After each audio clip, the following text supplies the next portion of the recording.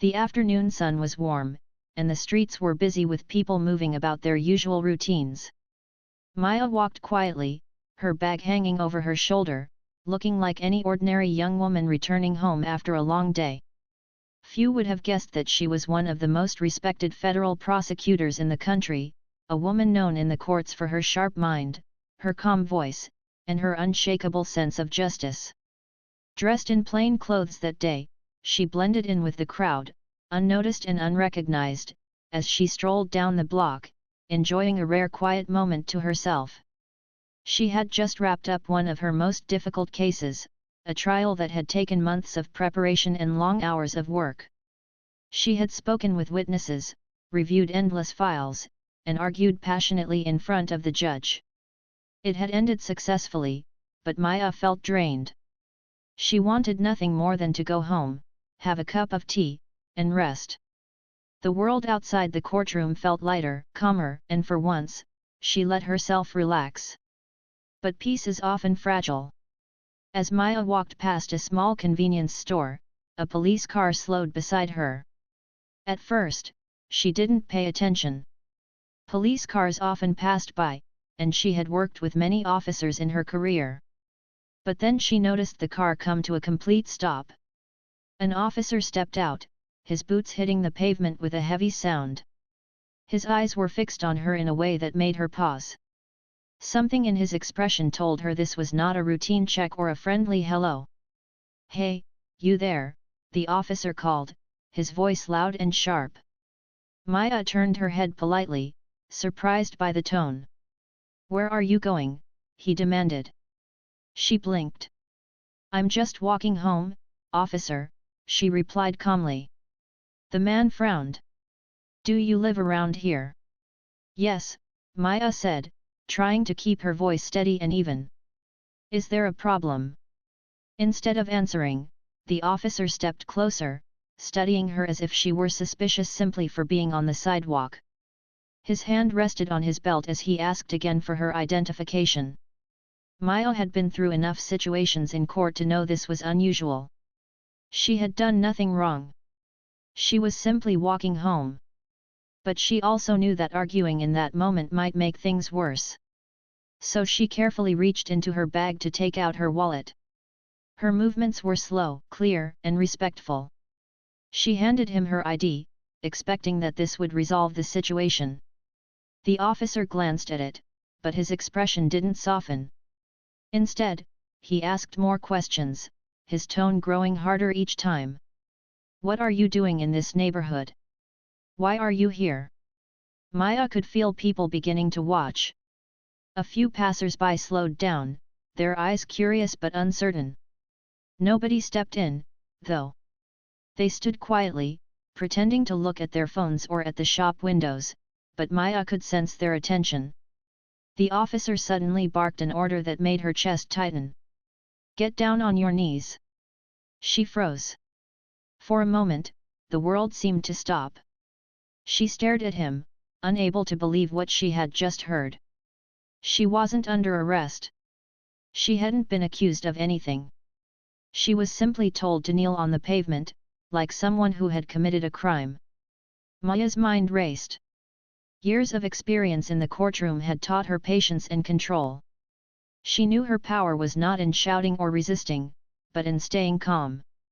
She looked at the officer, her face steady. Slowly, she lowered herself, her knees touching the rough concrete. She felt the eyes of the crowd burn into her, some filled with pity, others with disbelief. Inside, her heart was beating fast. She thought about the countless victims she had defended, people who had been treated unfairly, people who had trusted her to give them justice. Now she was in their place, humiliated for no reason, forced into silence by someone who wore a badge but had no sense of responsibility. The officer stood over her, arms crossed, satisfied with the scene he had created. Maya remained still, not giving him the satisfaction of fear or anger. She knew better than to react. Instead, she studied him carefully, memorizing every detail: his badge number, his posture, his exact words. This was not just a moment of cruelty, it was evidence. Evidence she could one day use. Minutes felt like hours. The sun pressed down, and the pavement was hot under her knees. A car drove past slowly, the driver's eyes widening as they saw the sight of a young woman forced to kneel on the side of the street. A teenager across the road pulled out his phone and began to record. The officer didn't notice. He was too wrapped up in his own sense of control, blind to the fact that the situation was slipping out of his hands. Maya drew a quiet breath. She remembered her father's words from childhood, "Power is not about shouting, Maya. Real power is about patience. The truth always speaks louder in the end." Those words stayed with her now. She would not fight here on the street. She would not give this officer what he wanted. Instead, she would let him believe he had won, even as she quietly gathered the strength to turn the tables when the time was right. A second police car pulled up, curious about what was happening. Another officer stepped out, looking confused as he saw Maya kneeling. He asked the first officer what was going on. The man gave a short, dismissive answer. Maya stayed quiet, but her eyes met the newcomer's. For a brief second, she thought she saw doubt on his face, a flicker of discomfort. Still, no one moved to stop it. No one questioned it openly. Maya realized how often silence protected the wrong actions of a few. But she also knew that silence, when used wisely, could become a weapon. She adjusted her shoulders and sat a little straighter, even on her knees. Her dignity remained untouched, her spirit unbroken. The officer had power over her body in that moment, but not over her soul. He didn't know who she was. He didn't know that the woman he forced onto the ground was the very person who had prosecuted some of the biggest criminals in the state, who had stood before judges and juries and spoken for justice with a voice that could not be silenced. And that was his greatest mistake. The crowd continued to watch, whispering among themselves. Maya kept her gaze steady, her breathing calm. She knew this was only the beginning of a story that would soon turn in her favor. The silence on the street was heavy, broken only by the sound of cars passing in the distance and the occasional murmur of people watching. Maya remained on her knees, her face calm, her hands resting lightly in front of her. The officer's commands echoed in her ears, but she let them pass without reaction. Years of standing in courtrooms had trained her to remain composed in the face of pressure. This was no different, except that here, she was not the one questioning, not the one holding the files, not the one speaking. She was the one being judged unfairly, without reason, without respect. The officer paced in front of her, speaking as if he needed to remind her of his authority. He asked the same questions again and again: where she was going, why she was there, if she really lived in the neighborhood.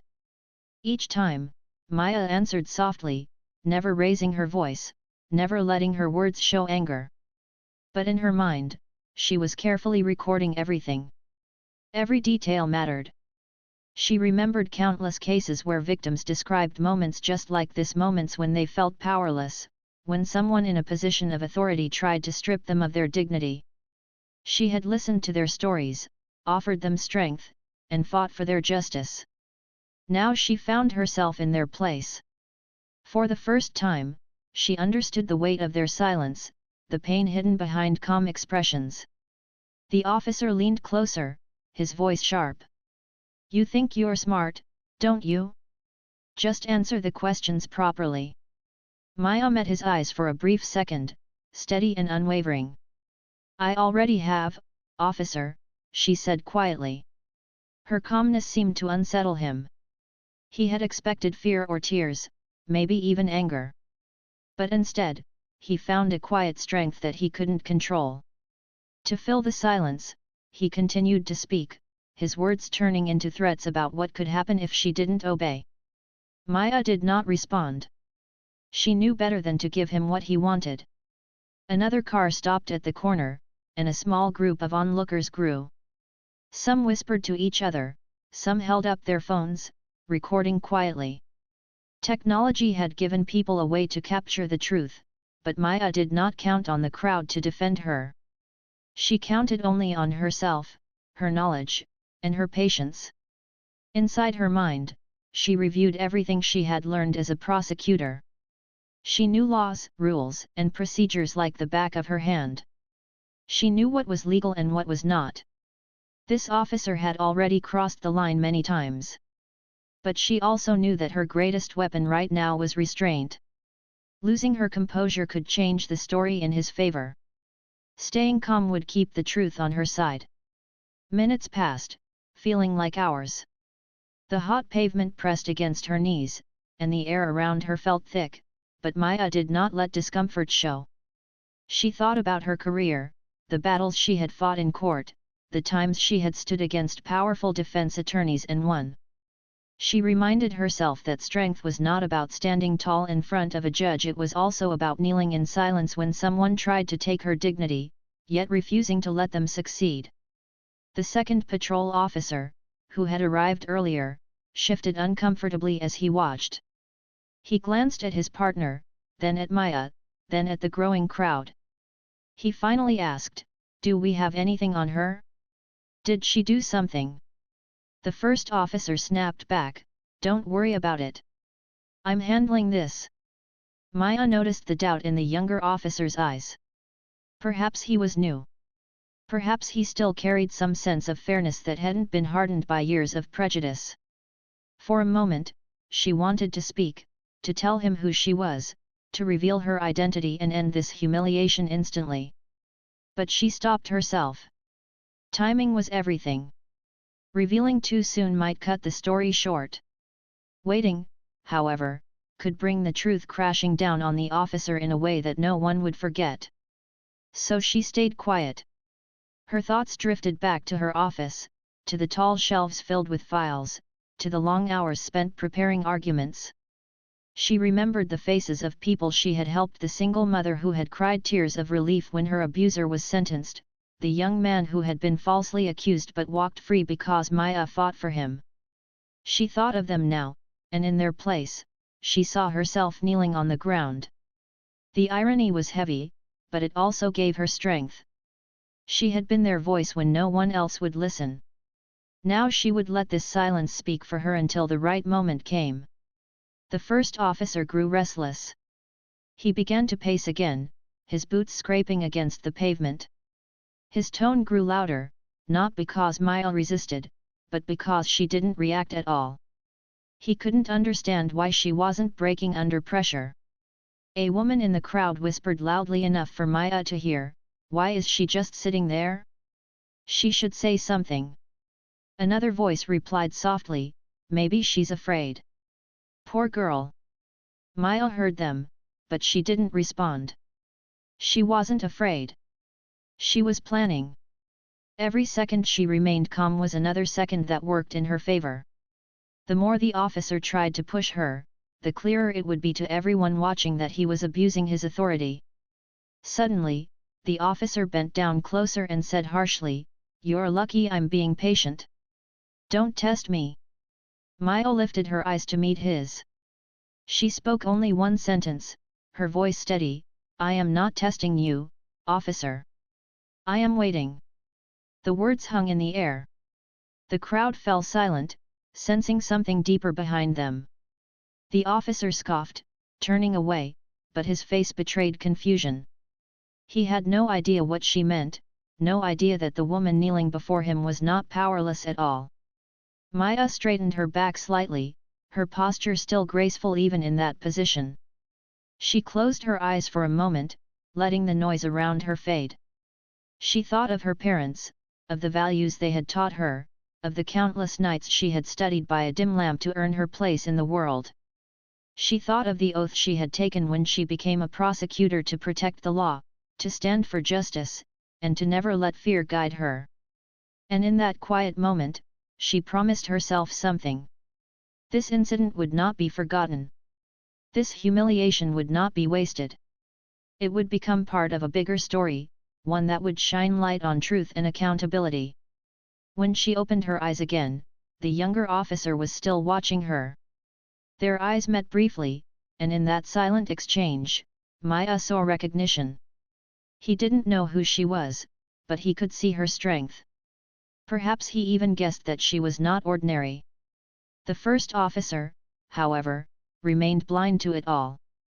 He stood tall, convinced of his power, unaware that the ground beneath him was slowly slipping away. Maya stayed calm, patient, and silent. She knew the moment of truth was coming, and when it arrived, it would change everything. The crowd around Maya grew larger with every passing minute. People stood on the sidewalks, some whispering in confusion, others quietly recording on their phones. The officer who had forced her to kneel kept pacing, as if her calm silence unsettled him more than any words ever could. Maya stayed steady, her eyes clear, her back straight. She looked fragile on the pavement, but there was a quiet dignity in the way she carried herself. The second officer, the younger one, shifted uneasily. He glanced again at Maya and then at the growing number of people filming. His voice lowered when he finally asked, "Shouldn't we call the sergeant? This doesn't look right." The first officer scoffed, waving a hand dismissively. "I've got this under control. Don't interfere." But Maya heard the hesitation in the younger man's voice. She knew that seeds of doubt had been planted. She kept her silence, waiting, letting the officer's actions speak louder than anything she could say. The crowd saw everything, and their phones captured each second. Finally, after what felt like an endless pause, Maya decided it was time to speak, not to shout or argue, but to shift the moment. She raised her head slightly and said in a calm, even tone, "Officer, I suggest you call your sergeant. Right now." The officer stared at her in disbelief. Her voice carried no fear, only quiet authority.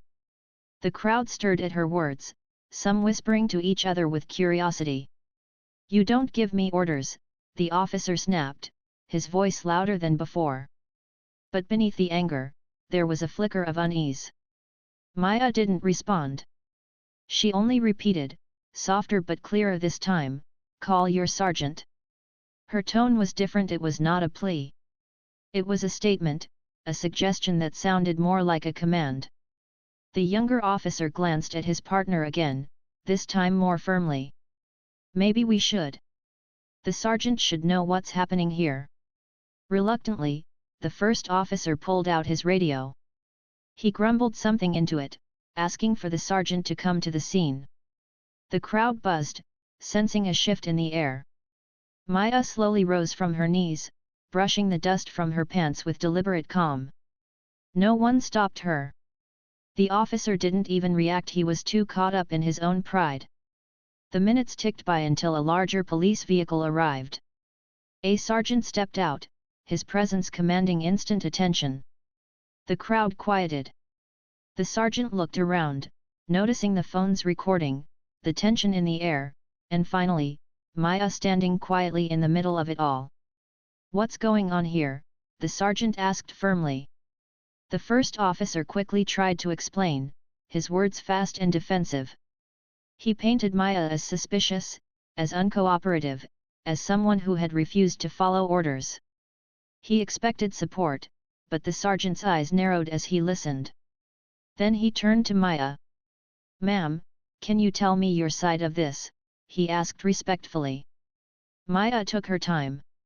She reached into her bag with calm, precise movements, not for her wallet this time, but for something far more powerful. The crowd leaned forward, holding their breath. From her bag, she pulled out a slim leather case. She opened it and held up a golden badge that gleamed in the sunlight. "I am Federal Prosecutor Maya Roberts," she said clearly, her voice carrying across the crowd.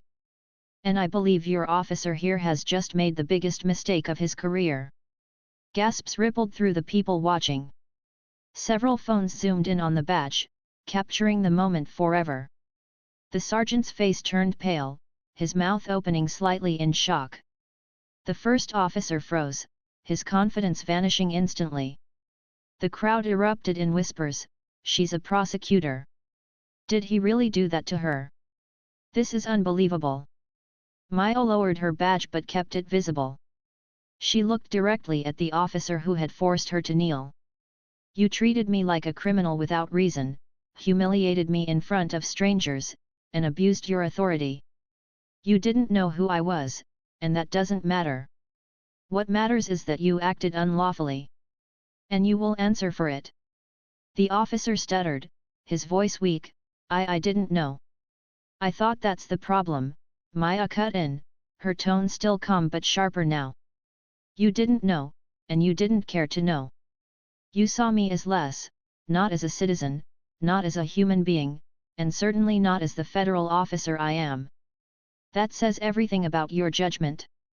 The sergeant cleared his throat, visibly uncomfortable. "Ma'am, I am so sorry for what happened. This will be reported immediately." Maya nodded once, her eyes never leaving the first officer. "It will," she said softly. "Because I will make sure of it." The cameras caught every word, every expression. The officer who had once stood tall with pride now looked small and shaken. He glanced at the crowd recording him, realizing his career and his reputation had been damaged beyond repair. Maya put her badge away, her movements controlled and deliberate. She didn't need to raise her voice or make threats. The truth was already too powerful. The crowd saw it, the sergeant saw it, and most importantly, the officer himself saw it. For the first time, the street felt silent. The power had shifted completely. The woman who had been forced to kneel now stood tall, and the officer who had tried to break her stood exposed. The sergeant quickly ordered the first officer aside, speaking to him in a hushed but stern tone. The younger officer looked at Maya with wide eyes, as if seeing her in a new light. He gave her a small nod, a silent gesture of respect. Maya didn't linger. She adjusted her bag on her shoulder and began to walk away. The crowd parted for her, giving her space, their eyes following her with admiration and awe. Some whispered her name, others recorded her as she left, but Maya paid no attention. She had no desire for glory. She wanted only justice. Behind her, the officer stood frozen, his world unraveling. He had not only lost control of the situation but also his own image in front of dozens of witnesses and countless people who would soon see the videos online. Maya walked steadily, her steps firm, her heart calm. She had faced countless battles in court, but this one on the street was different. It wasn't about laws written on paper, it was about dignity, respect, and truth. And once again, she had proved that truth could never be silenced. The air around the scene was heavy with silence. The crowd that had once murmured now stood completely still, as if they had witnessed something greater than just an exchange between a woman and a police officer. Maya stood tall, her badge put away, but her presence carried more weight than any uniform around her. The officer who had forced her to kneel shifted awkwardly, his face pale, his hands restless. He seemed smaller now, as if the authority he once believed in had been stripped away in an instant.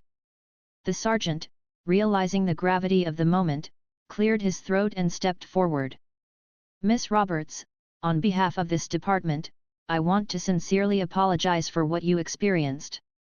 His voice was careful, respectful, but also filled with nerves. He knew the situation was far from simple. A federal prosecutor humiliated in front of a crowd, with dozens of videos recording it, was not just a mistake, it was a disaster for the entire department. Maya met his eyes. She didn't raise her voice or make a speech. She simply said, "This isn't about me. It's about the way power is used. If this can happen to me, imagine how many others have gone unheard." The words hit harder than any angry outburst. The crowd nodded silently, some whispering in agreement. The sergeant looked uncomfortable but didn't argue. He knew she was right. Turning her gaze back to the officer, Maya spoke with calm precision. "I don't need you to explain yourself to me. I need you to explain yourself to the law. And the law will listen." The officer opened his mouth, but no words came out. His eyes darted around nervously, landing on the cameras recording every detail.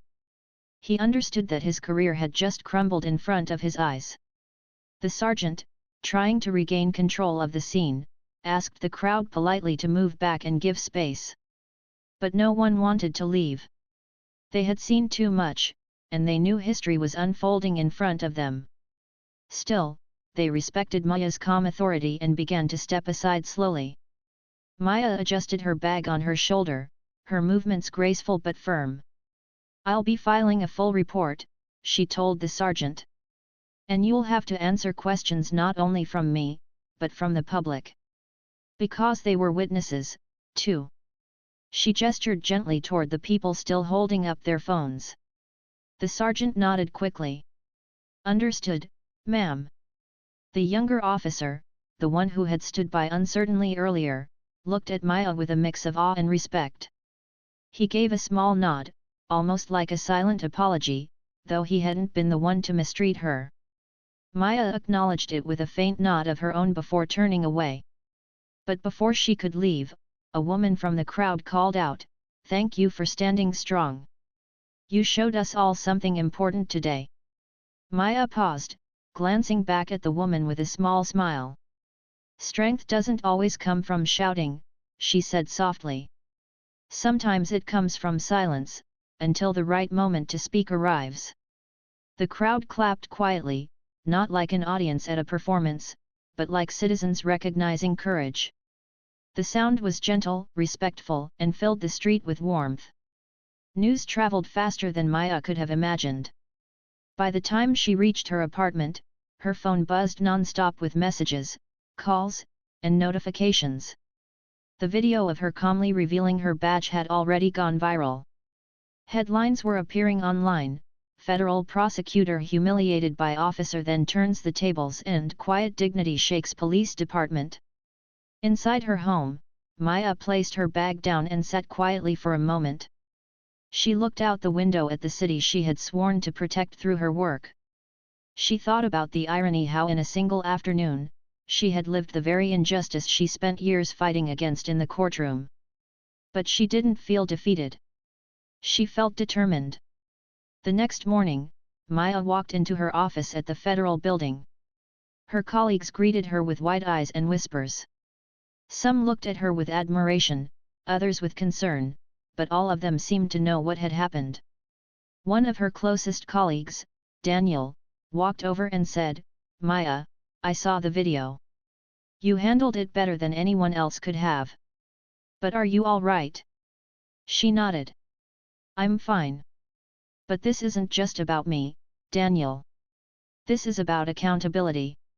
People saw the truth, and now they'll expect something to change." Daniel sighed. "And you're going to make sure it does?" Maya gave him a small smile. "You know me well." Later that day, she was called into a meeting with senior officials. The story had reached national attention, and questions were pouring in from every direction: government offices, media outlets, and community leaders. Everyone wanted to know how a respected federal prosecutor could be treated so unjustly, and what would be done about it. Maya sat in the meeting room, composed as always. She explained what had happened, step by step, leaving no detail out. Her words were calm, but each sentence carried the weight of truth.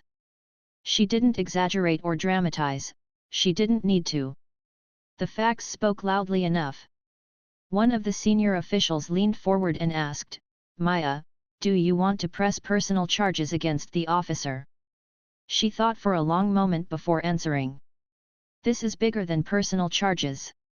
This is about a system that allows actions like this to go unchecked. I want the law to speak not just for me, but for anyone who's been in this position." The officials nodded, impressed by her composure. They knew this was not just about punishment, it was about change. Meanwhile, outside the office, the public continued to talk about the incident. Community leaders praised Maya for her patience and dignity. Social media filled with messages of support, calling her a role model of strength. Some even said, "She taught us that real power doesn't need to be loud, it just needs to be true." At the police department, however, the atmosphere was tense. The officer involved was suspended immediately, pending investigation. His colleagues avoided his gaze, and the sergeant who had witnessed the scene knew there would be serious consequences.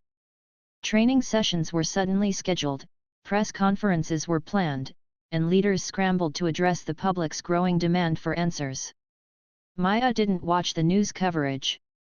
She didn't need to. She stayed focused on her work, preparing for her next case, continuing her mission to seek justice in court. But inside, she carried a quiet sense of satisfaction. Not because she had embarrassed an officer, but because the truth had been revealed in a way that could not be hidden again. The moment she revealed her badge had become more than just her story. It had become a reminder to everyone that appearances can deceive, that power can be misused, and that dignity, when protected with patience, can rise above humiliation. That evening, as Maya walked home once again, she passed the same street where it all began. The pavement was empty, the shop windows quiet, the world moving on as if nothing had happened. But Maya knew the truth. That street had witnessed a lesson, one that would echo for a long time. She paused for a moment, looking down at the pavement where she had once been forced to kneel. She took a deep breath, then straightened her shoulders and walked on, each step stronger than the last. The officer had thought he had power over her. But in the end, it was Maya's patience, truth, and unshakable dignity that had changed everything. The days that followed were filled with noise. The story of Maya's encounter with the officer spread across the nation like wildfire. News stations played the video repeatedly, a young woman forced to kneel, then standing tall, calmly revealing her badge as a federal prosecutor. Commentators praised her patience, calling her a symbol of dignity and quiet strength. Social media was filled with clips, quotes, and messages of support. People who had never met her spoke her name with admiration. But Maya herself remained calm through it all. She did not seek attention, nor did she enjoy the spotlight. For her, the event was not about fame, it was about justice. She continued her routine, arriving at her office early, reviewing case files, and preparing for hearings. Yet everywhere she went, colleagues and even strangers looked at her differently now. There was a new respect in their eyes, a quiet recognition of what she had endured and how she had responded. At the federal office, her supervisor called her into a meeting. "Maya," he said, "you've inspired a lot of people. The way you handled that situation showed not only strength, but wisdom. But I have to ask, what do you want to do now? Do you want to press charges against the officer personally?" Maya shook her head slowly. "This isn't about me. It's about accountability. If the system fails to act, then nothing changes. But if the system speaks, it sets an example. I want the law to decide." Her words carried the weight of her years in service. She wasn't looking for revenge, she was seeking fairness. The investigation moved quickly. The videos, the eyewitness accounts, and Maya's own testimony painted a clear picture. The officer was placed under review, his behavior condemned not only by the department but also by community leaders. He had become the face of reckless authority, while Maya had become the face of patient justice. When the hearing was announced, the courtroom was packed. Reporters filled the back rows, community members gathered quietly, and officials sat with folded hands, ready to hear both sides. Maya walked in, her posture calm and professional, dressed in the same way she always dressed for court, simple, elegant, without unnecessary flair. She carried no anger with her, only truth. When it was her turn to speak, she did not dramatize. She described the events plainly, step by step, just as they had happened. She explained how she had been walking home, how she had been stopped without cause, how she had been ordered to kneel, and how she had chosen silence until the right moment to reveal her identity. Her voice was steady, almost gentle, but each word struck like a bell of truth. The room was so silent that every pause felt heavy. Even those who had already seen the videos leaned forward, hanging on to her every word. Then she said something that surprised everyone. "I do not want this hearing to be about me alone. I want it to be about the larger issue. If this can happen to a federal prosecutor in broad daylight, what happens to those without badges, without titles, without the ability to defend themselves in courtrooms? This isn't just my story, it's theirs. The audience shifted, whispers running through the room. She had turned her personal injustice into a collective call for fairness.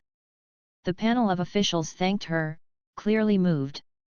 They then questioned the officer, who stumbled through his defense, his words filled with excuses. But the contrast was too stark.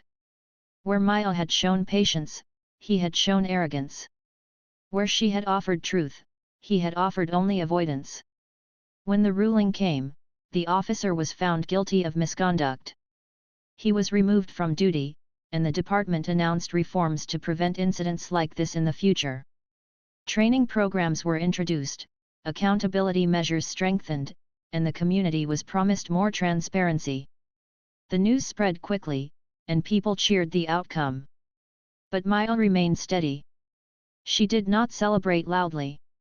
She simply nodded when her colleagues congratulated her, quietly grateful that justice had spoken. In the weeks that followed, invitations poured in. Universities wanted her to give lectures. Organizations asked her to speak at events about law and dignity. Even television programs requested interviews. Maya accepted only a few, choosing her words carefully, always returning to the same message: this isn't about me. It's about respect, fairness, and the law. Her humility made her even more admired. People saw her not as someone who sought attention, but as someone who lived her values. One evening, as she walked home once again past the same street where it had all begun, Maya paused. The pavement was quiet now, the shop lights glowing softly, the air calm. She stood for a moment, remembering the weight of that afternoon, the hot concrete under her knees, the officer's harsh voice, the silence of the crowd. She also remembered the shift, the moment when she rose, revealed her badge, and spoke the truth. She smiled faintly to herself. That street was no longer a place of humiliation, it was a place of transformation. A place where dignity had triumphed over arrogance, where silence had turned into strength. As she walked away, she thought about the future. She knew there would be more battles, more challenges, more injustices to fight. But she also knew she had the strength to face them. Not just because she was a prosecutor, but because she believed in something larger: the power of truth, the importance of patience, and the dignity that no one could take away. At home, Maya poured herself a cup of tea and sat by the window. The city lights twinkled outside, and the quiet hum of life filled the night. She thought of the countless people who had messaged her, thanked her, or said they had been inspired by her story. She thought of the young girl who had written, "Because of you, I want to study law one day." Maya closed her eyes, taking a deep breath. She felt tired, yes, but also fulfilled. The moment on the street had not broken her. It had revealed her strength to the world and reminded her of why she had chosen this path in the first place. And so, she lifted her cup, whispered softly to herself, "To justice," and let the quiet peace of the evening surround her. Emily was a woman who had built her life on determination and courage. At a very young age, she became the CEO of a large company that dealt with modern technology and innovation. Her name appeared in magazines, newspapers, and business articles.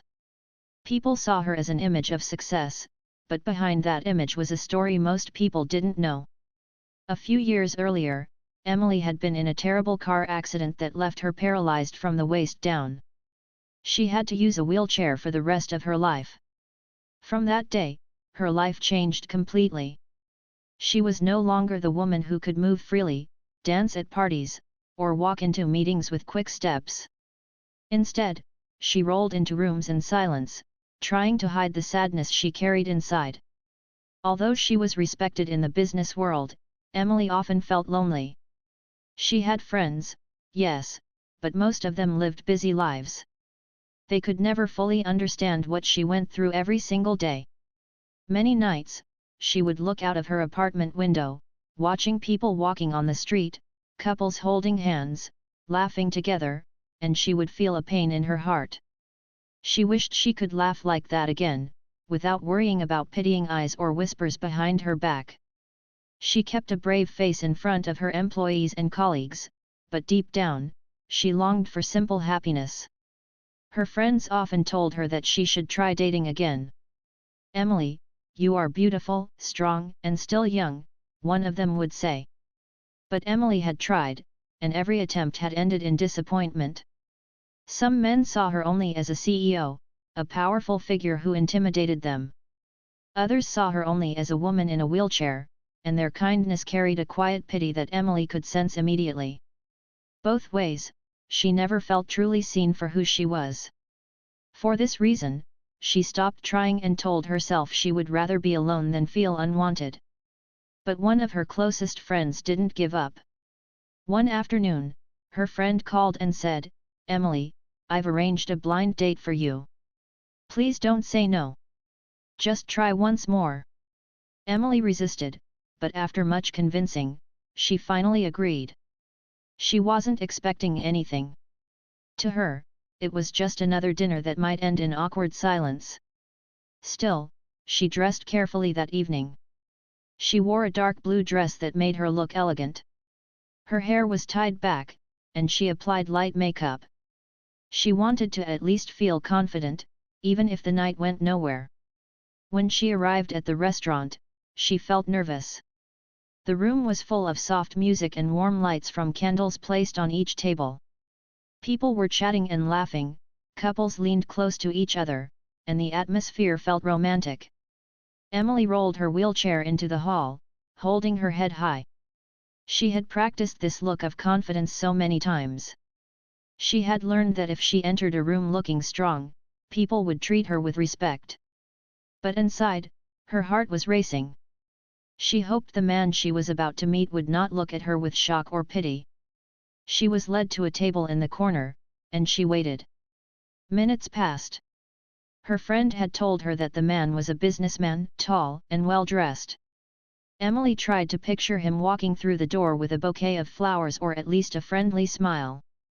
But instead, something unexpected happened.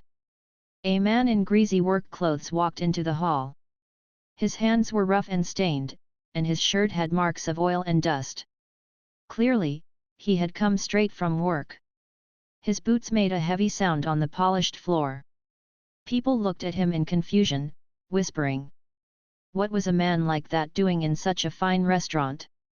Emily lowered her eyes, embarrassed. She thought perhaps he had walked into the wrong place. The man, however, didn't look ashamed. He looked around, then realized he had entered the dining hall by mistake. He was Jacob, a mechanic who had been working on the restaurant's delivery truck outside. He had entered to ask the manager about the repairs, not realizing he had walked into the candlelit dinner area. For a moment, everyone was quiet, waiting for someone to laugh. And then some people did laugh quietly, covering their mouths, thinking it was funny to see a man covered in grease among men in suits and women in gowns. Emily's face turned red. She thought people were laughing at her, at the idea that her date was this mechanic. She felt humiliated and wished she could disappear. But then Jacob noticed her. He looked right into her eyes and smiled kindly, as if to say, "Don't worry." He apologized to the staff for disturbing, but his eyes kept a gentle focus on Emily, as if he had noticed her discomfort. For the first time that evening, Emily felt something different. He didn't treat her like someone broken or someone strange. His smile was natural, simple, and genuine. Moments later, Emily's actual blind date still hadn't arrived. She waited, trying to hide her disappointment. She had prepared herself, pushed away her doubts, and yet the person never showed up. Jacob, who was about to leave, saw her sitting alone at the table. Something inside him told him he shouldn't let her sit there by herself. He walked toward her, wiped his hands with a cloth he carried in his pocket, and said softly, "I know this might sound strange, but if you don't want to sit alone, I could keep you company until your friend arrives." At first, Emily wanted to say no. She looked at him. His clothes were stained, his shoes old, and his hair messy. He wasn't what she imagined for a date. She was used to men in clean suits and polished shoes, men who smelled of expensive cologne. But something in his tone made her pause. He wasn't trying to impress her. He wasn't pretending to be someone he wasn't. He was simply offering kindness. She looked around. People were still watching. She thought, why not? What do I have to lose? And so, she nodded. Jacob sat across from her, his posture a little nervous, but his eyes warm. You look like you've had a long day, he said, trying to break the ice. Emily almost smiled. He didn't comment on her wheelchair. He didn't look at her with pity. Instead, he looked straight into her eyes, speaking to her like she was any other woman in the room. Slowly, she relaxed. She found herself asking about his work, and Jacob shared stories about fixing cars, about how sometimes customers brought in broken machines and trusted him to make them work again. His hands, though rough, moved gently as he explained things. His words were simple, but they carried honesty. For the first time in many years, Emily felt laughter rising inside her. She hadn't expected it. A man she didn't even know, who wasn't dressed for the night, was making her smile. And not just a polite smile, the kind of smile that warms your heart and makes you forget your worries. She realized that maybe life had just brought her something unexpected, something her carefully planned world could never have given her. By the time the waiter came to check on them, Emily's heart felt lighter. She forgot about the disappointment of the blind date. She forgot about the whispers around her. She was simply a woman enjoying a moment of joy with a man who didn't try to impress her, but simply treated her like a person. And as she rolled out of the restaurant that night, she carried with her a memory she didn't expect, the memory of a mechanic who walked in by mistake, yet managed to touch her heart. Emily woke up the next morning still thinking about the strange, unexpected evening she had experienced. She had gone to the restaurant expecting disappointment, but instead of meeting the blind date her friend arranged, she had ended up sharing her table with a mechanic who walked in by accident. The man, Jacob, had been nothing like the people she usually met. He wore no polished suit, carried no expensive watch, and he didn't try to show off wealth or charm. Instead, he was simple, genuine, and most importantly, kind. Emily had been surprised at herself when she laughed at his stories. That laughter had felt real, not forced, not polite, something she had not felt in years. Yet, a small voice in her head reminded her that it was all just an accident. She told herself it was silly to think about it again. Still, when she rolled her wheelchair toward the office that morning, she caught herself smiling. Her assistant noticed the change and said, "You look brighter today, ma'am." Emily brushed it off, pretending it was nothing. But deep inside, she knew Jacob's presence had left a mark on her heart. Later that afternoon, her phone buzzed with a message from her friend, the one who had arranged the blind date. "I'm so sorry, Emily," the message read. "He cancelled last minute.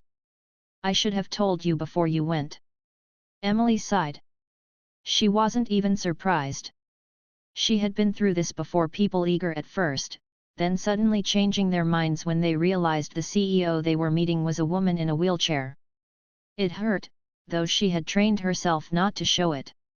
Still, the thought of Jacob sitting across from her, talking like she was just another person and not someone to pity, made her pain soften. In the evening, Emily thought about calling Jacob's repair shop, just to thank him for his kindness. She hesitated. What if he thought she was being foolish? She was the CEO of a multimillion-dollar company. Why would she call a mechanic she barely knew? Yet something inside her whispered that she should not ignore the spark she felt. She decided to wait a little longer, to see if life would bring him back into her path. A few days later, Emily was invited to a business dinner at the same restaurant. She agreed to attend because it was important for her company. As she entered, she remembered the evening with Jacob and couldn't help but look around, almost hoping she might see him again. Of course, he wasn't there. She told herself to focus on her work, but her mind kept going back to him. Meanwhile, Jacob also remembered Emily. He thought about how confident she looked, even in her wheelchair, and how her laughter sounded when she finally let her guard down. He was used to fixing cars, not sharing dinners with CEOs, yet something about her touched him. He told his younger sister about the evening, saying, "She's not like anyone I've met before." His sister smiled and teased him, saying maybe fate had sent him to the wrong door for the right reason. The following week, Emily's luxury car suddenly broke down on her way home. Her driver tried to start it, but the engine refused to cooperate. Emily called her assistant to send help, and the car was taken to a nearby repair shop. By coincidence, it was Jacob's shop. When he saw the car and then saw Emily being helped out of it, he couldn't stop the smile that spread across his face. "Well," he said, "we meet again." Emily felt her cheeks warm. She hadn't expected to see him so soon, and certainly not like this. "I guess my car wanted to see you again," she said softly, surprising herself with the playful tone in her voice. Jacob laughed, and the sound made her relax. He carefully checked her car while explaining in simple words what the problem was. Unlike other mechanics who would use complicated terms to sound professional, Jacob made sure Emily understood every detail. "It's not too serious," he told her. "Just a part worn out from overuse. I'll have it ready in a day." Emily nodded, but what she noticed most was how he spoke to her not as a CEO, not as a woman in a wheelchair, but as a person he respected. While waiting, Emily spent a little more time in the shop than necessary. She watched Jacob work, noticing the focus in his eyes, the skill in his hands. Every movement showed care and precision. For some reason, she felt peaceful there, surrounded by the smell of oil and the sound of tools, instead of the cold marble and glass walls of her office. Jacob's world was different from hers, yet she found comfort in it. When the car was ready the next day, Emily returned. Jacob cleaned his hands before approaching her. "It should run smoothly now," he said. She thanked him and prepared to leave, but something stopped her. She turned to him and said, "Would you like to join me for coffee sometime?" Jacob blinked in surprise. He hadn't expected the CEO to ask him. But he smiled and said, "I'd like that." Their first coffee meeting was at a small diner. It was nothing fancy, but Emily felt more comfortable there than she had in the grand restaurants she usually visited. Jacob spoke about his life in the simplest way, about growing up in a small town, about losing his parents, about how he had raised his younger sister by working day and night at the garage. He didn't hide his struggles, nor did he try to make them sound heroic. He simply told the truth. Emily listened closely, touched by his sincerity. When it was her turn, she shared parts of her story she rarely told anyone outside her close circle. She spoke about the accident, about the pain of losing her ability to walk, and about how difficult it was to continue leading a company when people quietly doubted her. Jacob didn't look away. He didn't show pity. Instead, he nodded with quiet respect and said, "You've been through a lot, but you're still here, leading. That says more about your strength than anything else." His words reached her in a way that no board member, no business partner, and no doctor ever could. That night, as Emily returned home, she realized something had shifted inside her. For the first time in years, she wasn't thinking about what she had lost. She was thinking about what she had found: a man who made her feel like herself again. From then on, Emily and Jacob met more often. Sometimes it was just for coffee, sometimes for a walk in the park where she rolled alongside while he walked beside her, pushing her chair when the path was rough. Each time, Emily laughed a little more, and Jacob grew fonder of her courage and spirit. The CEO who had once locked her heart away was slowly opening it again, thanks to a mechanic who had walked into her life by mistake. By the end of those early days, Emily realized something she never thought possible: happiness could come in the most unexpected ways, through people she never thought she would meet. And though she was still cautious, still afraid of being hurt, she couldn't deny that Jacob had already begun to heal parts of her heart that she thought would remain broken forever. Emily tried to keep her life in neat order, with every moment planned and controlled.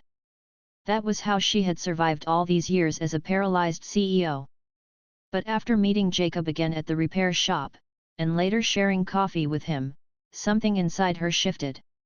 She found herself thinking of him at random moments during board meetings, while reviewing reports, or even while staring at the city lights from her apartment balcony.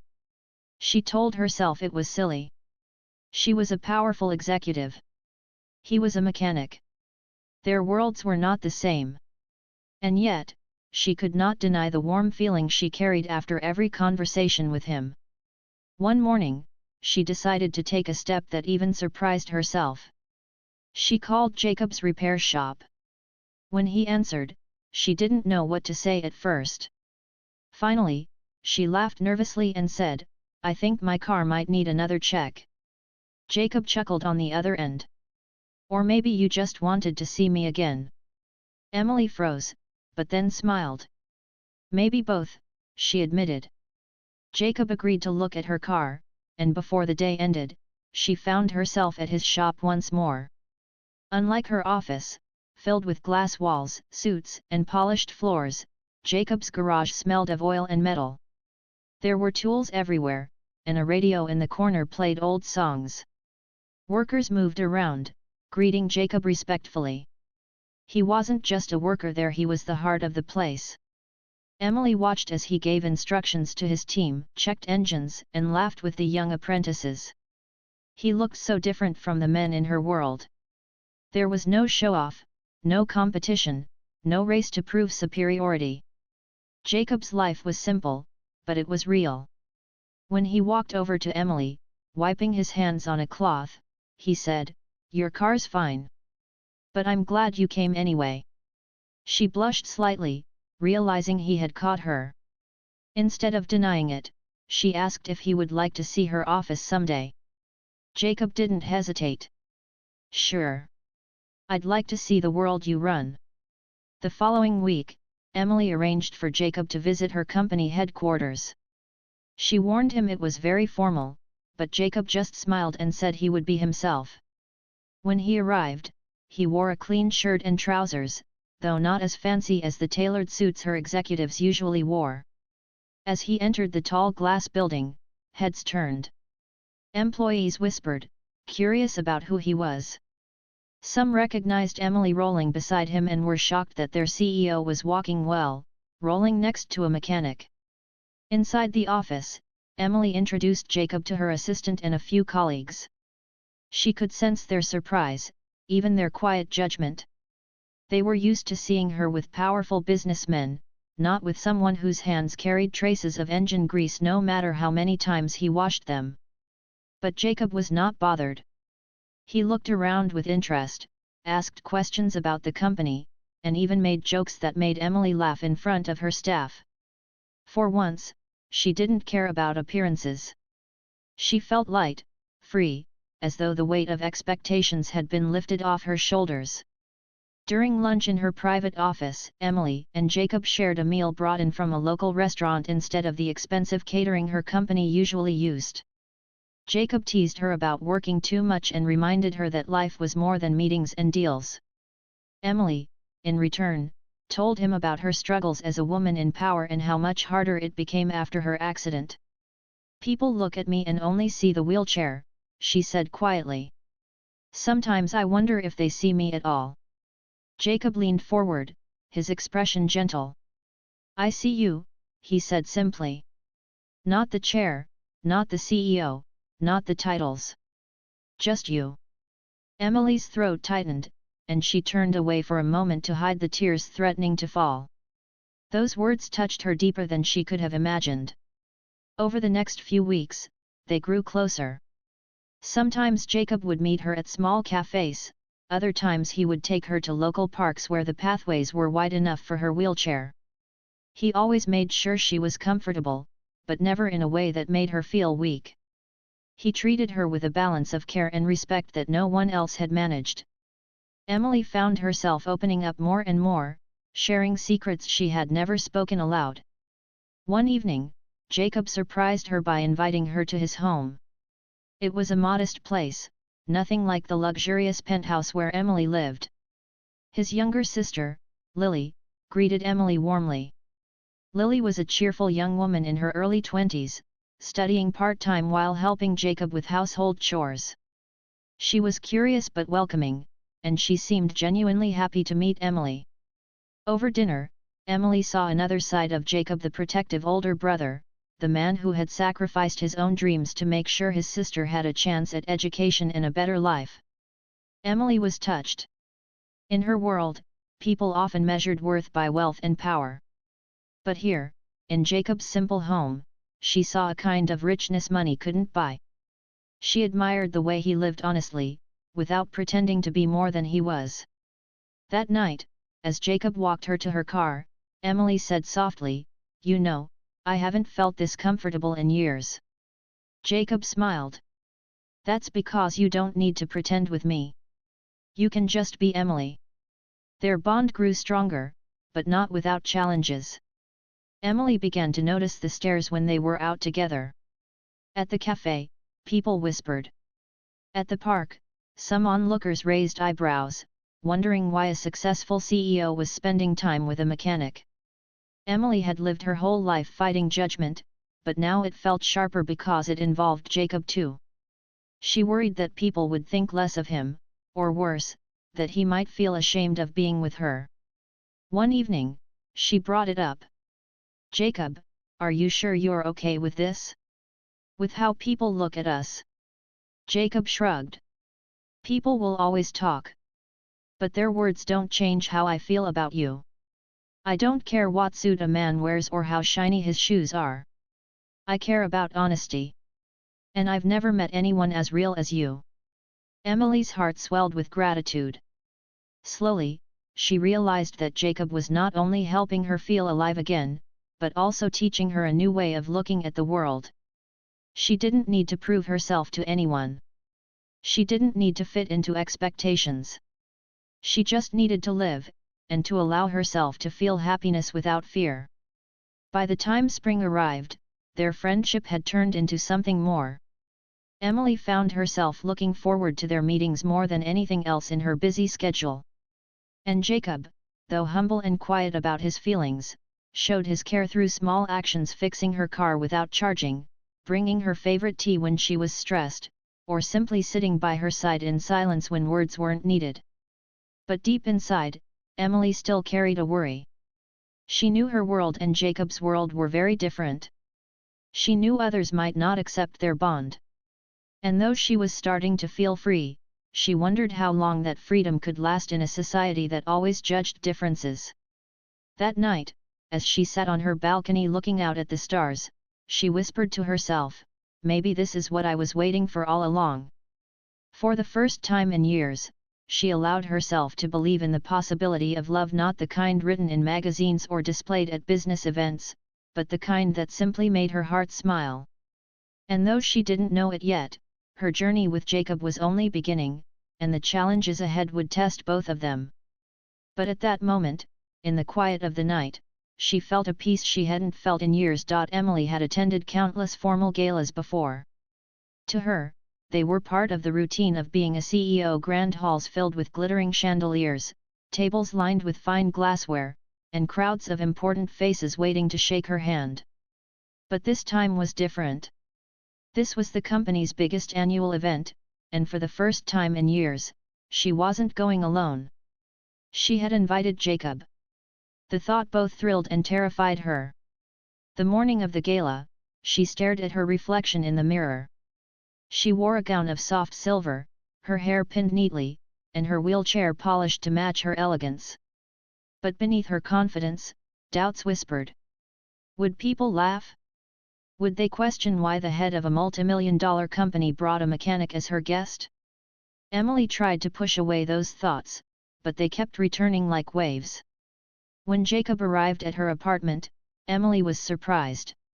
He wore a suit, not perfectly tailored but clean and decent. The jacket hung a little loose, the sleeves a little long, but he carried himself with such calm dignity that none of that mattered. He smiled when he saw her and said simply, "You look beautiful." She blushed, something she hadn't done in years.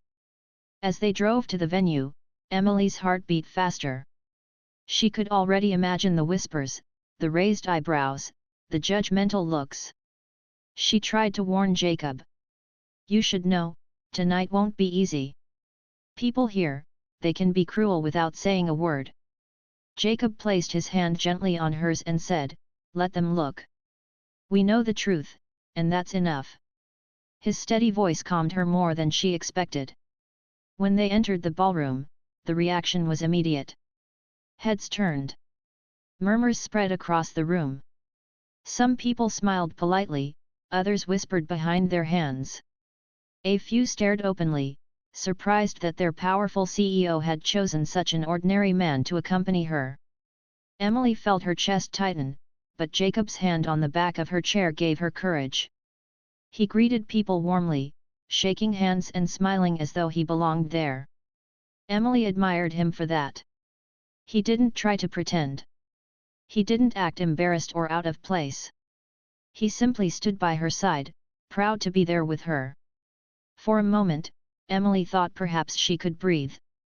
During dinner, a few board members approached. They tried to hide their curiosity, but their eyes betrayed them. One leaned closer to Emily and whispered, "Is this your guest?" Emily smiled and answered firmly, "Yes. This is Jacob. He's a good friend." Jacob extended his hand with confidence, and though some board members hesitated, they shook it.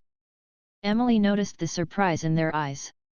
Jacob's grip was strong, his smile honest. He didn't shrink under their judgment. As the evening went on, speeches were made. Executives praised the company's success, investors toasted to profits, and everyone clapped at the right moments. Emily was expected to speak too, but before she could roll forward, the host, perhaps noticing the unusual guest by her side, invited Jacob to share a few words as the CEO's special company. Emily's eyes widened.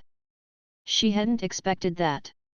She turned to Jacob, ready to save him from embarrassment, but he nodded calmly and walked up to the stage. The crowd fell silent. A mechanic, in a suit that didn't quite fit, stood at the center of the glamorous hall. Some smirked, expecting him to stumble. But Jacob simply looked out at the audience, then at Emily, and began to speak. "I'm not a businessman," he started, his voice steady and clear. "I don't know the language of investments or profits. My world is filled with engines, tools, and hard work. But what I do know is that life breaks down sometimes, just like a machine. And when it does, it doesn't matter how rich or powerful you are, you need care, patience, and the right hands to fix it. That's what I've seen in Emily. She's faced challenges most of us can't imagine, and yet she runs this company with courage and grace. To me, that's strength. And I'm honored to stand by her side." The hall was silent for a moment, then slowly filled with applause. It wasn't loud at first, but it grew stronger as more people joined in. Even those who had judged softened their expressions. Emily's eyes filled with tears. She hadn't expected such simple words to carry so much weight. After the speech, people looked at Jacob differently. Some came up to shake his hand sincerely. Others nodded in quiet respect. The whispers faded. For the first time that evening, Emily felt proud not just of herself, but of Jacob too.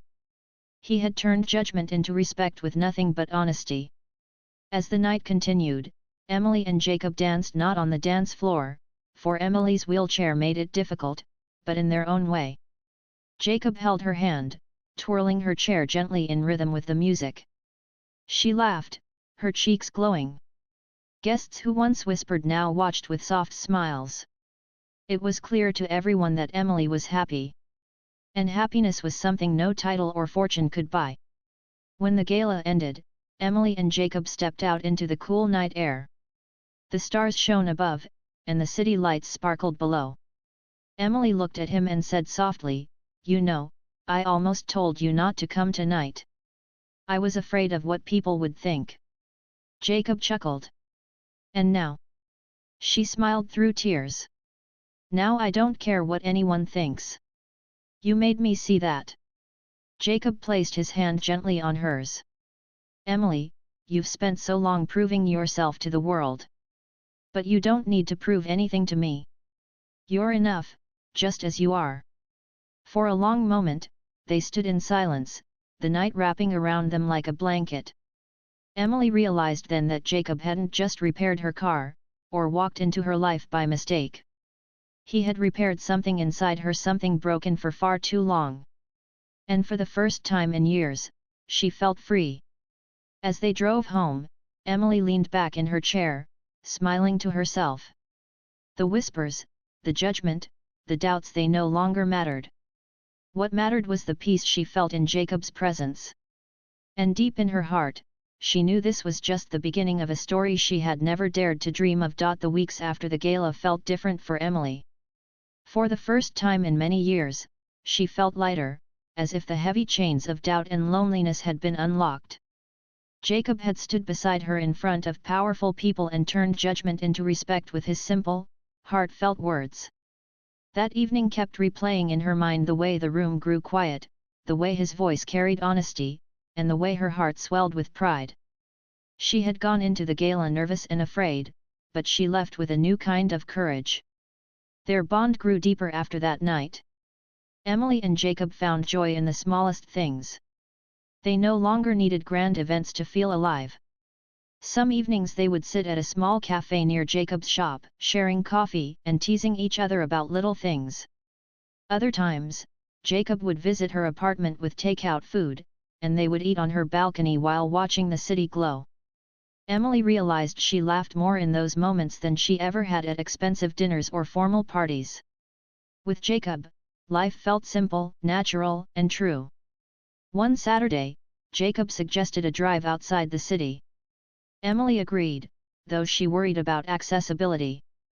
"Don't worry," Jacob said with a grin. "I've got it all figured out." He had prepared his old truck, adjusting it carefully to make sure her wheelchair could fit securely. When she rolled into the vehicle, she couldn't help but smile. "You thought of everything," she said softly. Jacob shrugged.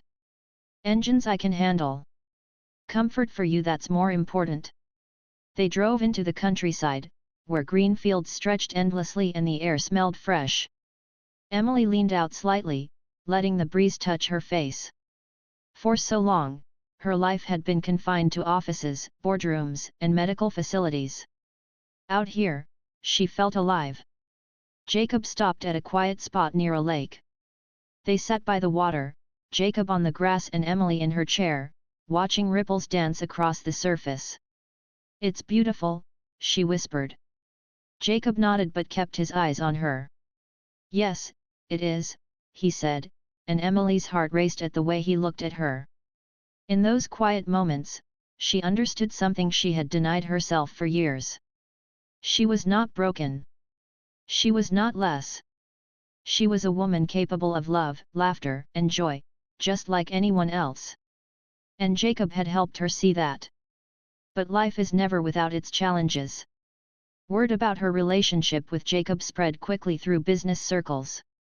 Some people supported her, admiring her courage to choose happiness over image. Others criticized her, saying it was not appropriate for a CEO of her stature to be with a mechanic. Emily heard the whispers, read the subtle comments in articles, and faced the judgment in board meetings. At times, she worried that Jacob would feel the weight of it and walk away. One evening, after a particularly tense meeting where board members hinted at her unusual choices, Emily sat in her office feeling torn. When Jacob arrived to take her home, he noticed her sadness immediately. "Rough day?" he asked gently. Emily nodded. "They think I'm making a mistake, being with you." Her voice cracked. "Sometimes I wonder if they're right. Our worlds are so different. Maybe I'm being foolish." Jacob knelt down beside her wheelchair so that his eyes met hers. "Emily," he said firmly, "you've spent your whole life doing what others expect. Where has that left you? Lonely? Sad? Afraid to smile?" And then we met. Do you feel alive now? Tears filled her eyes as she whispered, yes. Jacob smiled softly. Then that's not foolish. That's life. Don't let anyone steal it from you. Those words stayed with her.